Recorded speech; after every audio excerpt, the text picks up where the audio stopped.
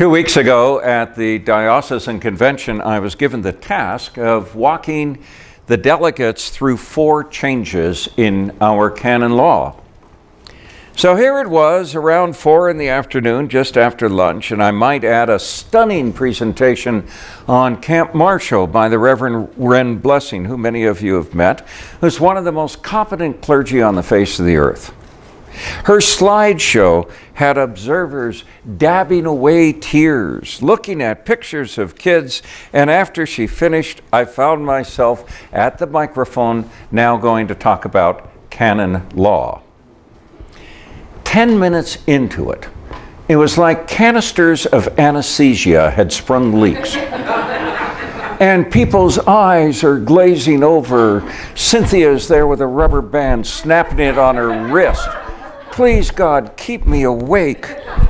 As I droned on. In time, it just felt like, folks in the audience were just crying out for elective knee surgery or root canals to kind of break the tedium for the next 2 hours. But we made it through. Canon law is basically the stuff which helps govern us. It's very unexciting. It's kind of like a collection of recipes for unadorned oatmeal. But admittedly, while it is not earth-shaking, it still has its place in our society. It helps us operate predictably.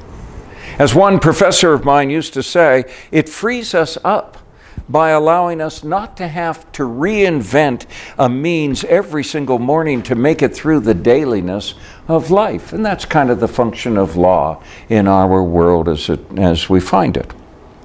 Now, the reason I raise all this is because Title 3, Canon 9, Section 6, Subsection B, Subsection 3, doesn't this sound exciting? Reads that I am, quote, to instruct you concerning the biblical standard of the tithe for financial stewardship. A tithe, by the way, is 10% of one's income. You heard it referenced in the gospel today. When you tithe, you give 10% of what you make, usually to the church and or to other avenues of ministry. And given the gospel concerning the tax collector and the Pharisee, I can't think of a more perfect time to fulfill this canonical obligation that I have every year to chat with you about this. And I want to start by saying, can we ever get pretty legalistic about the tithe? Some years ago, I attended a stewardship conference in Bend, Oregon. And we had just heard this person talk about the tithe, and thank goodness we had a welcome break at the end of that. So we all grabbed a cup of coffee and a cinnamon roll, and we went outside to sit on the benches in the surrounding grass of the hotel. And of course, we just naturally began to reflect on what this person had said about tithing. Well, if you think the conversation in the presidential election is getting a little over top and a little bit hot, you should have been there. As people began arguing with one another, was the tithe the amount of money given the church before taxes, or was it the amount given after taxes? They were fighting nearly fisticuffs about that whole thing. Furthermore, massive arguments. Was this money to go exclusively to the church, said some, while others spitting on the ground claimed that the money was supposed to go to the work of God, and that included the church and other places as well. I've been to a lot of general conventions since 1985 in my time as a priest, and I have also contributed to a lot of discussions, some of them a little tense, but nothing like that in Bend, Oregon. Background music was hardly, they will know we are Christians by our love, they'll know we're Christians by our love. This was just incredible how these people were fighting at each other.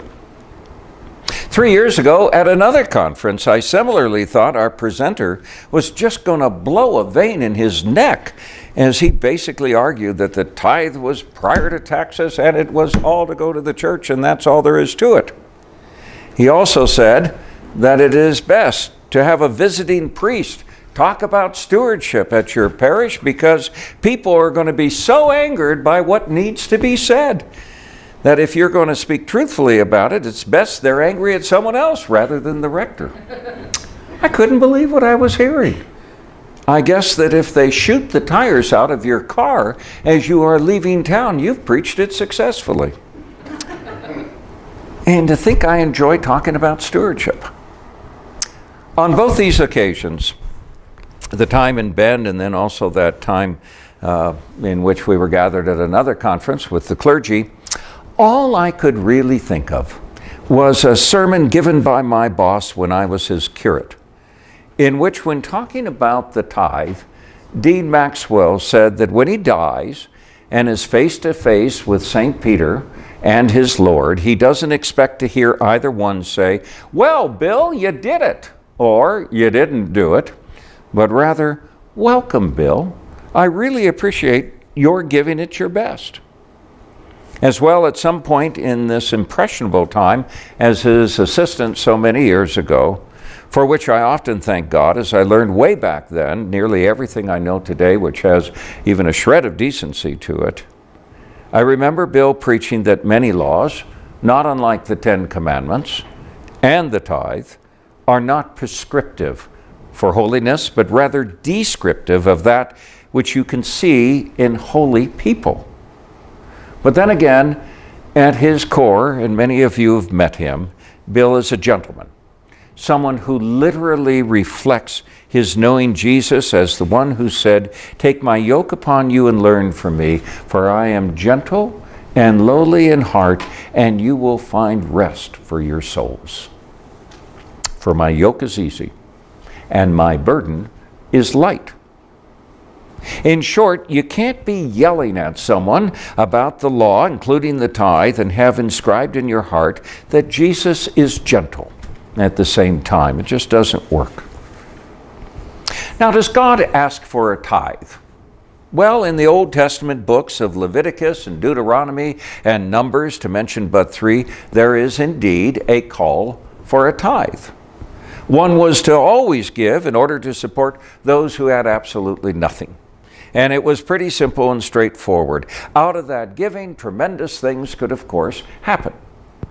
God would work in marvelous ways, and as a result of giving, something would also happen to the giver. And maybe it was just having a satisfying sense of being there as an agent of God's good work. Maybe it was nurturing a light and generous heart. Maybe it was a sense that a risk had paid off. I can actually do this. So tithing does have an honored and important place in our tradition. Curiously, however, in the New Testament, it's not quite so clear. Jesus is absolutely behind giving, and giving a lot for the welfare of the people. On occasion, he asks them to give it all, every bit of it. There's no doubt about his conviction in this area. But we find out in this morning's parable concerning the tax collector and the Pharisee that giving is not what justifies you in the eyes of God. Doing everything right does not get your card punched for a celestial merit badge.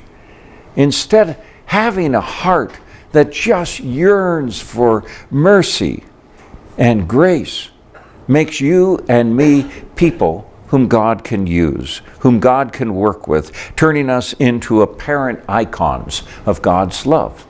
That's what it's about. True, in this morning's gospel, the Pharisee was indeed a winner. He had done it all, including tithing very well. He even exceeded fasting. You only had to fast once a week. He fasted 2 times a week. Good for him. Good for him. He could get his reward. He could read about it in the Daily Interlake or the Missoulian, and he could find himself to be one who was perfected. But it is the one who knew himself dependent upon the mercy of God. That was the person that God could really work with. And as I've been with you now for 12 years and 2 weeks, for those of you who are guests, I was supposed to be here for 6 months and it just kind of got out of hand. That's who I know you all to be. And having been shaped by you in many ways, that's who I now know myself to be. You and I are folks that God can use. Now, soon in the mail, to those on the list, a couple of weeks from now, you're going to receive, hopefully, a helpful chart. It has income levels going down one side, and then it has percentages of giving going across the top. And then you can locate your income level and then see what percentage you give to the church and to other avenues of God's work in the world. We're not the only show in town. If you see where you are at one particular percentage point and you wonder whether or not you want to raise your giving to the next category, that chart may actually help you make a decision. It has helped me in the past. We use it. But the chart is not the most important element when it comes to giving. Underlying stewardship, of course, is giving out of a sense that God abundantly blesses us. And it is that which can free us from operating out of the hellish fear of scarcity. What I know about you folks and what I know about me is that as we work towards this percentage giving, wherever we wind up, maybe even reaching 10% and beyond, or maybe resting at a place that's well short of that, is that the risk to give to enable the work of the church and the spread of the kingdom of God, again through other avenues of ministry, is well met with a terrific sense of joy. You can just see it. And that is what I hope for us as we focus these next couple weeks on pledges to All Saints. Notwithstanding that fellow at that conference 3 years ago who told us to have someone else talk about stewardship because it's going to get ugly, I hope instead you're just delighted with hearing yet again that giving is all about responding joyfully to the exuberant blessings of God in our lives. And that may or may not include the tithe. And if we do that, together, I think we can just continue to do astonishing things in the name of Christ. I also think we could have some fun as well. Amen.